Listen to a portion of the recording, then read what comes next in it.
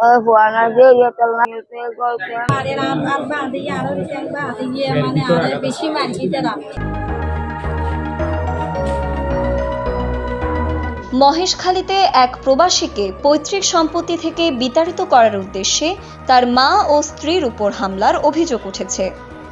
ভুক্তভোগী প্রবাসী নজরুল ইসলামের স্ত্রী সাজিয়া আক্তার অভিযোগ তোলেন, তার বাড়িঘর লুটপাট সহ হামলা করেছেন চাচা ও চাচাতো ভাইয়েরা। সোমবার সন্ধ্যায় শাপলাপুর ইউনিয়নের ৬ নং ওয়ার্ড জাহিদার ঘোনা এলাকায় এই ঘটনা ঘটে বলে জানিয়ে ভুক্তভোগী দাবিদার সাজিয়া আক্তার বলেন, তার স্বামী প্রবাসে থাকার সুযোগে তাদের পৈতৃক সম্পত্তি থেকে বঞ্চিত করতেই এমন হামলা চালানো হয়।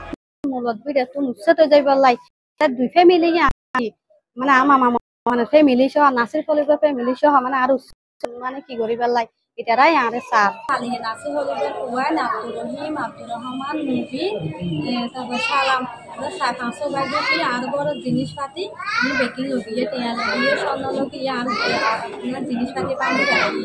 মানে আরো বড় মানুষ না থাকা পুরুষ না থাকার কারণে মানে আরো প্রতিনিয়তই তারা হামলা করে আর এরা আর বাঁধিয়ে আরো বাঁধিয়ে মানে আরো বেশি মারি তারা মারিয়ে মানে আর বাঁধে ইয়া নাই আর মহিলা মানুষ আর গরম আরে মানে আজ প্রতিনিয়তই কি আছে মানে বাড়ি টুকি মানে আর হামলা করে বারবার মানে আই এখন কি আছে রিক্সে আছে যদি প্রশাসন আমাদের তো বিশেষ চাই তোমার নিরাপত্তা আগামী মরণের পরে এগিয়েছে মানে আর কি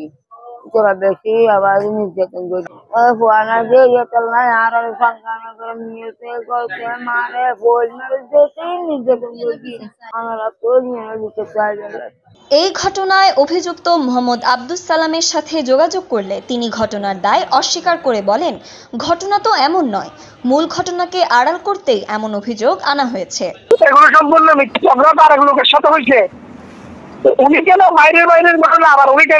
হামলার ঘটনায় মহেশখালী থানায় মামলা দায়েরের প্রস্তুতি চলছে বলে জানান তার ভুক্তভোগী দাবিদার পরিবার।